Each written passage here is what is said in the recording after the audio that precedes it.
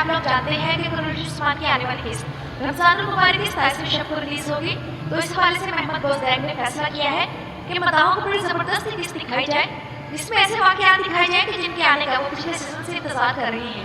تو وہ واقعات کیا ہوں گے؟ اور اس کے علاوہ ناظرین اکرام، ترکی کی جرنلسٹ برسن آلتونتاش کی طرف سے کئی نئی خبریں اس ڈرامے کے حوالے سے آپ لوگوں کے لیے موجود ہیں، تو وہ بھی اس ویڈیو میں آپ لوگوں کو بتائی جائیں گی۔ تو آئیے چلتے ہیں آج کی ویڈیو کی طرف۔ تو ناظرین اکرام، پچھلے دنوں یہ خبر ریلیز ہوئی کہ قررش عثمان، جو کہ پچھلے 6 سال سے ہر سیزن میں اپنی انٹری کے ساتھ اس ڈرامے کے مداحوں کے دلوں کو خوش کرتا ہے، تو اس بارے میں فیصلہ کر لیا گیا ہے کہ اس کا سیزن 7 بھی آئے گا۔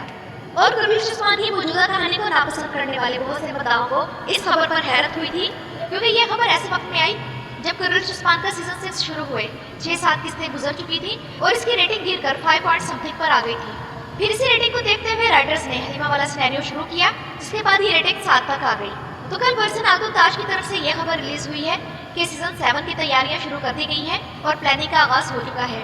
اس خبر پر پھر سے کچھ مداح حیرت کا اظہار کریں گے، جنہیں میں بتانا چاہوں گی کہ ناظرین اکرام، میں نے اس سے پہلے آپ لوگوں کو کئی بار یہ خبر دی تھی کہ جب براک اوزیویت کے ساتھ اس سیریز کا معاہدہ کیا گیا تھا تو 7 سیزنز تک کا ہی ہوا تھا، اور یہ خبر محمد بوزدیگ کی طرف سے آفیشیلی ریلیز کی گئی تھی کہ براک اوزیویت اس سیریز کو اپنی زندگی کے 7 سال دیں گے۔ اور ناظرین اکرام، یہ خبر ایک ایسے وقت میں آئی ہے جب صلاح الدین ایوبی ڈرامہ سیریز کے بارے میں بھی اعلان ہو چکا ہے کہ یہ ڈرامہ چند قسطوں تک ختم کر دیا جائے گا۔ اور بڑی حیرت کی بات ہے کہ ہم قررش عثمان میں جتنی بھی خامیاں نکالیں اور اس کی کہانی میں جتنے بھی ایپ گنوائیں، یہ ڈرامہ سیریز ترکی کے کئی ڈرامہ سیریز کو بیٹ کر چکی ہے اور اب ایک نئی شان کے ساتھ پھر سے سیزن 7 کے لیے رینیو کی جا رہی ہے۔ اس کے بعد اگر ہم ایپیسوڈ 185 کی بات کریں تو اس ایپیسوڈ میں ایز یوزول براک اوزیویت سٹار تھے، اور اس قسط میں اورہان کی ذہانت کو نہیں بھولنا چاہیے، اور یہ کہ وہ کیسے خود سے پلان بنا کر اپنے مشن میں کامیاب رہے۔ اس کے بعد علاؤدین کی ذہانت کی بھی داد دینی چاہیے، لیکن ناظرین اکرام، اولوگان مرا یا نہیں اس بارے میں معلوم نہیں، کیونکہ قسط کی اینڈنگ کنفیوزنگ ہے۔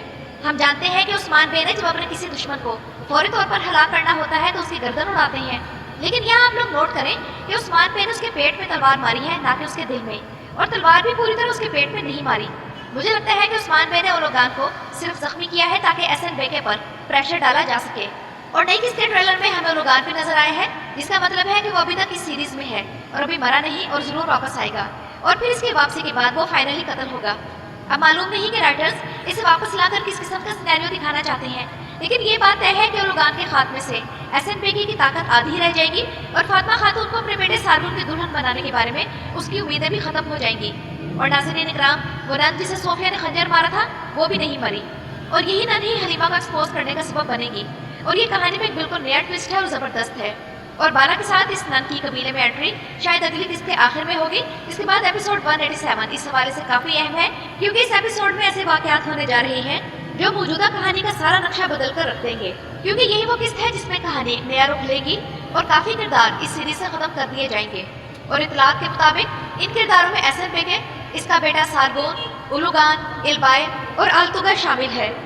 جبکہ بیگم خاتون کے بارے میں بھی حتمی طور پر نہیں کہا جا سکتا کہ وہ اس ڈرامے میں رہے گی یا اس سے جائے گی، لیکن زیادہ خیال یہی ہے کہ وہ اس ڈرامے سے نکال دی جائے گی۔ اور میرے خیال میں یہ فیصلہ اس سیریز کی پچھلے 2 ہفتوں کی ریٹنگ دیکھ کر کیا گیا، جو کہ ایس این بیکے کے کردار کے آنے کے بعد بڑھنے کے بجائے کم ہوئی ہے، اور مداح کوئی عورت اور اس کا بیٹا کوئی خاص امپریس نہ کر سکے۔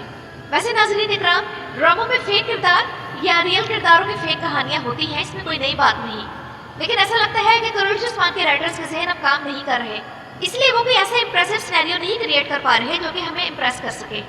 آپ لوگ قررش ایرٹرول میں سعد الدین کوپیک کا سینیریو دیکھیں، وہ بندہ 2 سیزن تک رہا اور اس نے اپنی چالوں اور اپنے کردار سے ہمیں دہشت میں مبتلا کیے رکھا۔ ہمیں یقین ہی نہیں آتا کہ جس محمد بوزدیگ نے قررش ایرٹرول لکھا تھا وہی قررش عثمان بنا رہا ہے، یعنی کہ نہ تو کسی دشمن میں کوئی چارم ہے اور نہ ہی کلاس۔ ایک البائی تھا، لیکن اس کا سینیریو بھی گھما کر اسے غدار بنا دیا گیا، اور اب تو اس کا کردار بھی نکل جائے گا، اور یوں ایک بہترین کردار رائٹرز کی انیفیشنسی کی وجہ سے ضائع ہو گیا۔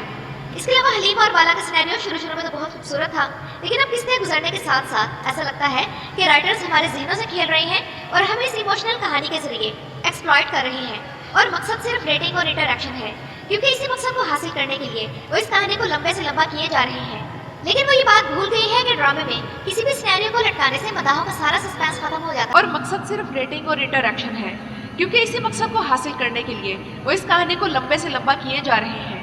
लेकिन वो ये बात भूल गए हैं कि ड्रामे में किसी भी सिनेरियो को लटकाने से मद्दाहों का सारा सस्पेंस खत्म हो जाता है। इस वक्त हलीमा के किरदार के हवाले से एक अजीब सी सिचुएशन ये भी है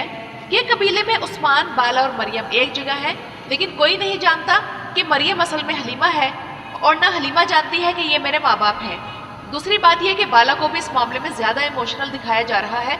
जबकि ये दिखाया जा रहा है कि उस्मान भी रियासती मामलात में मसरूफ है। लेकिन फिर भी दिल ये नहीं मानता कि कोई वालिद अपनी गुमशुदा बेटी का इतना वाज़ेह क्ल्यू मिलने के बाद भी इतना लाताल्लुक रह सकता है जितना उस्मान बे को इस ड्रामे में दिखाया जा रहा है। अब हलीमा का नाम पोइना इस राहिबा की जुबानी मालूम हो चुका है, तो उस्मान बे को इस हलीमा वाले सिनेरियो में एक बाप की हैसियत से मुकम्मल तौर पर शामिल किया जाना चाहिए, जो वाकई अपनी गुमशुदा बेटी के बारे में फिक्रमंद है और उसे हासिल करना चाहता है। दूसरी तरफ हलीमा की भी आंखें खोलने का वक्त आ गया है। अब ये बहाना नहीं चल सकता कि हलीमा को सोफिया बरगला देती है कि वो बाला के साथ झूठ बोल रही थी और उसने उसकी कोई बेटी अगवा नहीं की। यानी कि हलीमा को पहले ये मालूम हुआ कि सोफिया ने बाला की कोई बेटी अगवा की हुई है जो कि अब तक जिंदा है और सोफिया ने ही उसे पाला है। फिर मालूम हुआ कि बाला वगैरह उस ईसाई राहिबा से मिलने जा रही हैं जिसने हलीमा को पाला, और अब पोइना नाम भी मालूम हो चुका है। तो अब मरियम इतनी भी बच्ची नहीं कि वो इन मामलात की आपस की कड़ियाँ ना मिला सके। दूसरी बात यह कि वो नन कबीले में जब आ जाएगी तो वो मरियम को पहचान लेगी कि यही तो पोइना यानी कि बाला की हलीमा है। और ये कहानी में बिल्कुल नया ट्विस्ट है और बहुत ज़बरदस्त है। जिसके बाद एपिसोड 187 इस हवाले से काफ़ी अहम है कि इस किस्त में ऐसे वाक़यात होने जा रहे हैं जो मौजूदा दिखाई जाने वाली कहानी का सारा नक्शा बदल कर रख देंगे, क्योंकि इस किस्त में ही उस्मान बे अपना कबीला वापस लेंगे और इसी किस्त में हलीमा का राज ओपन होगा। ब्राक उज़्विद ने अपने इंस्टाग्राम अकाउंट पर एक स्टोरी शेयर की है जिसमें वो कबीले में खड़े हुए हैं, जिससे अंदाजा होता है कि एपिसोड 187 ही वो किस्त होगी जब उस्मान बे अपना कबीला वापस लेकर अपनी रियासती ज़मीन पर भी दोबारा कब्जा कर लेंगे। और नाज़रीन इकराम, एपिसोड 187 गालिबन ईद के बाद रिलीज होगी, तो मदाह के लिए एक स्पेशल एपिसोड होगी। लेकिन एपिसोड 186 जो कि 27वें रमज़ान को रिलीज होगी, तो शायद एक बड़े सरप्राइज के तौर पर हमें होलोफिरा को इस्लाम कबूल करने का ऐलान करता दिखाया जाएगा, क्योंकि ये वाक़या शब कदर के हवाले से होलोफिरा की ज़िंदगी में एक टर्निंग पॉइंट लेकर आएगा और वो इस्लाम को पसंद करके ईसाईयत छोड़ देगी और कलमा शहादत पढ़ लेगी। लेकिन ऐसा वो ओरहान की वजह से नहीं करेगी, बल्कि खुद ही वो इस्लाम की खूबियाँ देखकर ये फैसला करने पर मजबूर हो जाएगी, जिसके बाद कलमा शहादत पढ़कर ओरहान पे उसका इस्लामी नाम रखेंगे